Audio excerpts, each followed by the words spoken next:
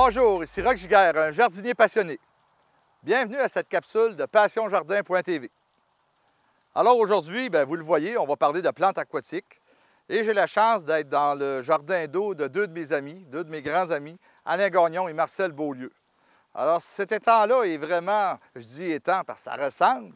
Alors ils ont vraiment recréé un écosystème naturel. On voit ici les bordures, on ne devine pas les toiles, on ne devine pas tout ce qui peut être artificiel pour créer le plan d'eau.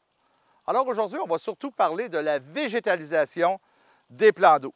Alors bien entendu, toutes les plantes que je vais parler sont disponibles chez nos membres Passion Jardin.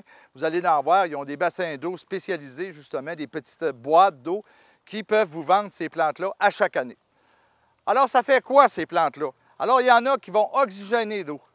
Il y en a qui vont absorber les toxines qui peuvent être véhiculées dans l'eau. Et il y en a d'autres qui vont stabiliser les berges.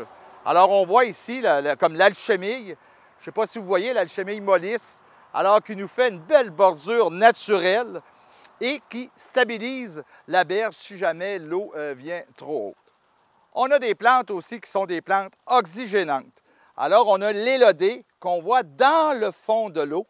Alors, l'élodée qui va aller filtrer l'eau. Alors, c'est peut-être une des plantes les plus importantes dans ce jardin d'eau. Aussi importante que le jet d'eau qu'il y a à l'autre bout ici de l'étang et qui permet justement de rajouter de l'oxygène, de faire une bonne circulation d'eau. On a aussi besoin d'empêcher le soleil de trop chauffer notre eau, surtout si on garde des poissons. Alors ici, on a des nénuphars. Alors on voit ici les feuilles flottantes et regardez la belle floraison. Les nénuphars qui sont vraiment des joyaux horticoles dans les jardins d'eau. On a aussi le trèfle d'eau, on le voit ici, une plante quand même assez envahissante. Alors quand on dit qu'il faut sarcler une plate-bande, il faut aussi sarcler notre jardin d'eau. Alors parfois, il y a une plante qui va essayer de prendre le dessus sur l'autre. Et même les nénuphars, il faut garder des espaces où la lumière va pénétrer. Alors, il ne faut pas que tout le bassin soit envahi. Alors, on voit qu'un jardin d'eau, c'est tout un écosystème. C'est un écosystème qui est naturel.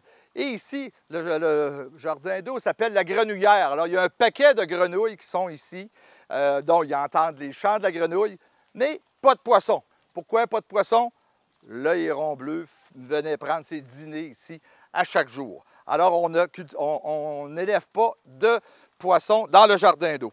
On peut aussi planter, quand on plante les plantes, on peut les planter dans des contenants. Alors, on voit ici un contenant spécialisé pour les plantes d'eau.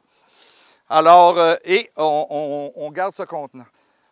Il y a un autre moyen aussi qui est de planter directement les plantes dans la terre, ce que les gens font ici, les propriétaires.